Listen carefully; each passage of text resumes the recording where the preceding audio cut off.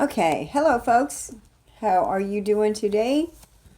I am going to give you a Bible study, and this Bible study is going to help you and your family members. You're going to all say, wow, that helps. So, what I want you to do is, first of all, I want you to let go of all of your haters. I want you to say, self, I forgive everybody that has hurt my feelings. And I let them go, and I'm not holding them captive any longer. You hold people captive, and then it gets inside your spirit, and it makes you sick. And you say, well, they deserve to be held captive in my heart because I haven't forgiven them because they have hurt me. Well, we don't worry about people that have hurt us. We worry about where they're going to end up in eternity. Because there's a heaven and a hell. And if we do the right thing, we could be an influence to even the haters in our life. You know, your haters might have been sent into your life for you to show the example so you can help them get saved and to know your Jesus. Okay, so I'm going to tell you a little story. There was one time where I worked at a certain place, and I'm not going to say where. That way, people that hear this, they know that I'm not talking about this certain place. Anyways, it was a little job, a little daycare job.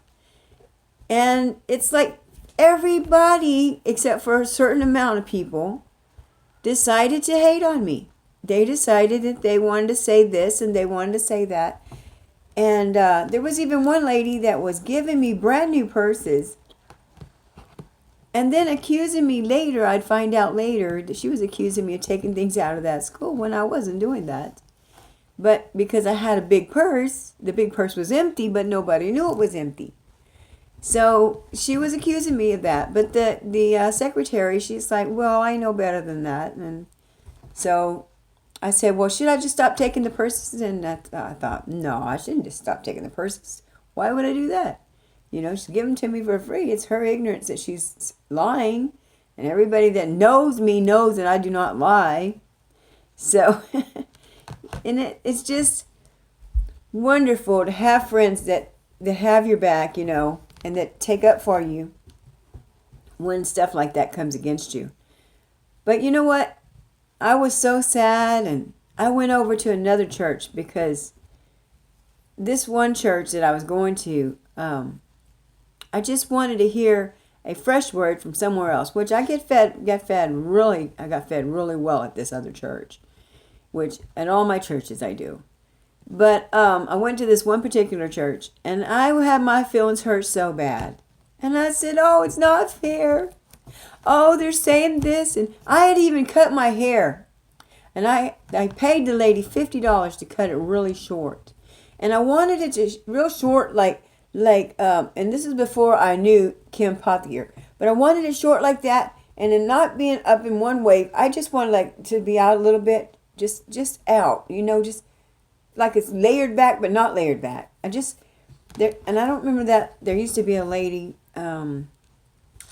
anyways, and I wanted it to be like a real white blonde, and it would be just popping, you know, it would be like really hot.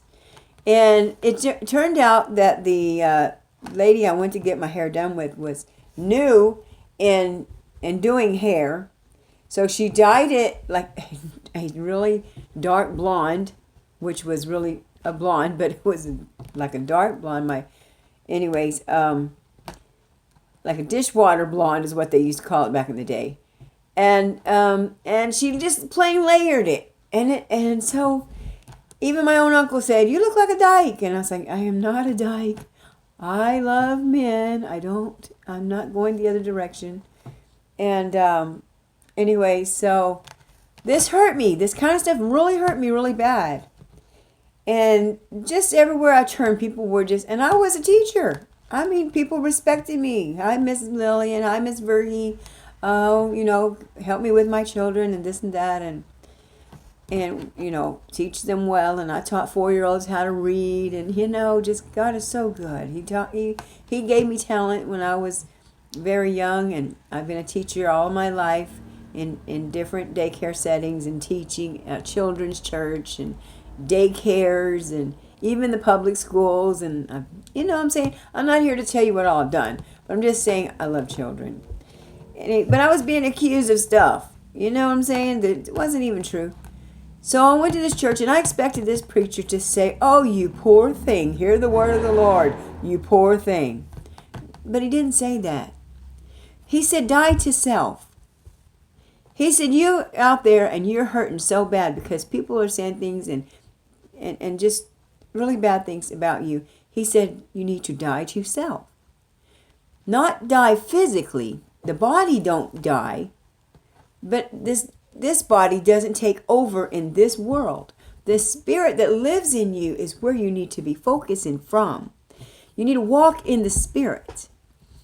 And when you walk in the spirit, then you don't worry about the flesh. Flesh is what people say. Flesh is what people do. But the Spirit of God is what God says and what God does and what God makes you feel like. So if it's not from God, your attention should not be on it. He says, this is what you need to be focusing on. Whatsoever things are lovely, pure, good, and honest, and an honest report. If there's any virtue, if there's any praise, think on these things. I always like to tell people, and I give an example by holding up a flower. Let me get this flower right quick. And if you're focusing on this flower, and you say, "I love the flower, it's so beautiful." And all of a sudden you think about somebody just said,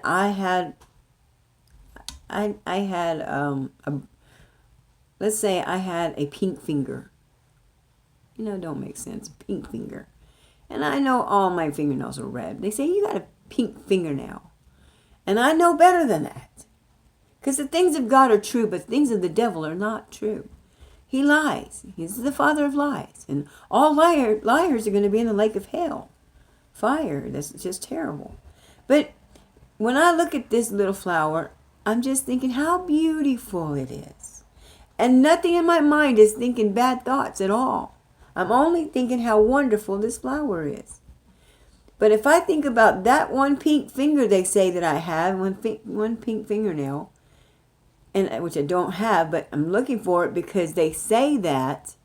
You see what I'm saying? It's what they say that's bothering you. It's not what really happened, because what really happened is not the truth. So you need to think about it. I want you to wrap up all those thoughts that people are saying about you negatively and just put them to rest. Get them out of your head. Start replacing them with good thoughts. So what I did today is I made up some words that I want you to speak over yourself. And some words say this: I am a Christian. I am lovely. I am beautiful. I am healed. I am smart. I am forgiven. I am loved. I am adorable. I am well. I am successful. I am gentle. I am compassionate. I am confident. I am awesome. I am wealthy. I am a delight. I am a good mother. I am a great aunt. I am a preacher. I am a servant. I am a teacher. I am at 130 pounds. That's by faith, of course. Not yet, but I'm working on that part. I am gorgeous. I am well. I am looking younger and younger. I am an inventor. I am a multimillionaire. I am happy. I am favored. I am a dreamer. I am a giver. I am blessed. I am healed. I am the apple of God's eye. Now, if you said all those things, guess what? Pretty soon, you'll start believing them. I want you to say those things in the mirror. I want you to take this video with you to the mirror, and you look at the video and you listen to it and you speak it over yourself in that mirror. And whatever everybody else has said to you, erase it. Erase it. I have heard of some families thinks it's funny to tell the little children, they call them Gorda. Come here, Gorda. That means a fat child. Well, of course a child's going to grow up thinking they're fat. I was a skinny child, but I was always being told how fat I was. And now I grew up thinking, one day I took a picture of myself, and years later I looked at that picture. And I remember the thoughts I was having in that picture. I was thinking that I was so fat in that picture. But I looked like an anorexic. I was wearing a fur coat in the summertime because that's how skinny I was, thinking I was fat, and it wasn't even cold outside. Nobody else was wearing a fur coat, but I was, because I thought I was cold. I knew I was cold, okay? I didn't make it up. I was cold. But when you're too skinny, your body makes you get cold quickly. And if you get too skinny, you can end up being an anorexic. Then you won't be able to. You could die from that. Anyways, I'm not going into that story. What I'm trying to say is, speak good things over yourself, not bad things. If you eat right, even if you can't afford to eat right, you pray, God, bless the food that I am eating, that I will stay healthy. And that's all I wanted to share with you today. I wanted to share this mainly for preachers, because preachers, we think, oh, they got it all together. Yes, they do, because God talks through them. But preachers are normal like us. I want you preachers to walk in the Spirit, not in the flesh. And if you walk in the Spirit, you hear God talking to you and telling you who you are. You don't hear the thoughts of, oh, you messed up. No, because God's forgiveness, His blood, Jesus' blood cleansed you from the past. You don't hear the thoughts that hurt you like that from God. You hear thoughts like that from people that are not your friends. And they'll come to you and smile in sheep's clothing, as the Bible says. And they're ravening wolves on the inside. They'll smile at you. Oh, I love your sermon, Pastor. Oh, you're so good. And then they'll go back in their house and their friends and say, that pastor, oh, he don't even shake my hand. He's this, he's that, blah, blah, blah. But see, those words won't even hurt you, Pastor, if you're not in the flesh. Because if a human body is flesh, this is flesh. If this can say it, it's the flesh.